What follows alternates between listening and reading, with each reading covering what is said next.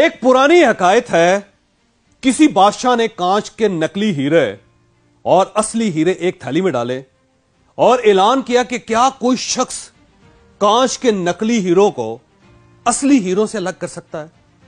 بادشاہ کی شرط تھی جو شخص یہ کام کر لے گا اسے وہ دے دیا جائے گا جو وہ مانگے گا، لیکن تھیلی کو ہاتھ لگانے کے بعد ناکام رہنے والے شخص کا سر کاٹ دیا جائے گا۔ لوگ محل کی طرف دوڑ پڑے لیکن کوئی شخص کامیاب نہ ہو سکا۔ یوں انعام کے لالچ میں سر کٹتے رہے، لوگ مرتے رہے۔ کانچ کے نکلی ہیرے بنانے والے نے ان ہیروں کو اس مہارت سے تراشا تھا کہ ان کو دیکھ کر واقعی اصل کا گمان ہوتا تھا۔ یہ اعلان سن کر ایک اندھا فقیر بھی شاہی محل میں حاضر ہو گیا۔ بادشاہ کو سلام کیا اور عرض کیا، حضور میں اصل ہیروں کو کانچ کے ہیروں سے الگ کر سکتا ہوں۔ بادشاہ نے کہکا لگا اور کہا، یہ کام تو آنکھوں والے نہیں کر سکے، تم کیسے کرو گے؟ کیوں قتل ہونا چاہتے ہو؟ لیکن اندھا فقیر ہر شرط ماننے کے لیے تیار تھا۔ بادشاہ نے تھیلی اس کو پکڑا دی، اس نے ہیروں کی تھیلی اٹھائی، دھوپ میں بیٹھا اور ہیروں کو فرش پر بکھیر دیا۔ وہ تھوڑی تھوڑی دیر بعد ہیروں کو ہاتھ میں پکڑتا تھا اور پھر نیچے رکھ دیتا تھا۔ ایک گھنٹے بعد وہ بادشاہ کے سامنے حاضر ہو گیا۔ اس کے ایک ہاتھ میں اصلی اور دوسرے ہاتھ میں کانچ کے نکلی ہیرے تھے۔ شاہی جوریوں نے دونوں ہاتھ کے ہیرے دیکھے اور تصدیق کر دی کہ اندھا واقعی جیت گیا۔ بادشاہ بہت حیران ہوا کہ جو کام آنکھوں والے نہیں کر سکے وہ کام ایک نابینا کیسے کر گیا۔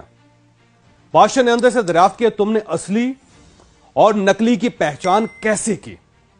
اندھا بولا، حضور یہ تو بہت ہی آسان کام تھا، میں نے ہیروں کو دھوپ میں رکھ دیا تھا، جو ہیرا تپش سے گرم ہو گیا وہ نکلی تھا اور جو گرمی برداشت کر گیا اور ٹھنڈا رہا وہ اصلی تھا۔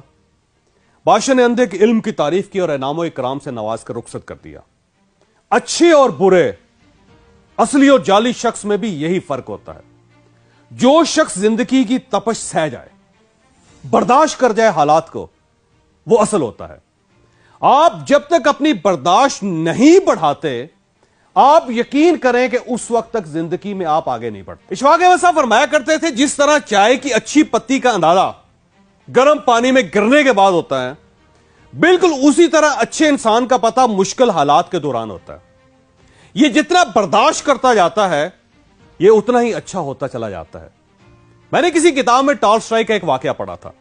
وہ دنیا کا مشہور ترین رائٹر تھا، پورا رشیا اس کا فین تھا۔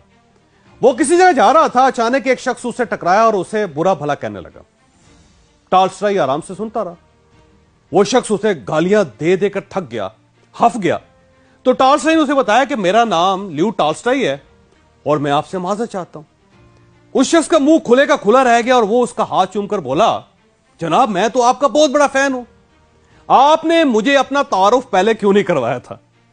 ٹالسٹائی نے ہنس کر جواب دیا، میں آپ کو اپنا تعارف کیسے کرواتا، کیونکہ جب سے آپ ملے ہیں آپ مسلسل اپنا تعارف کروا رہے ہیں۔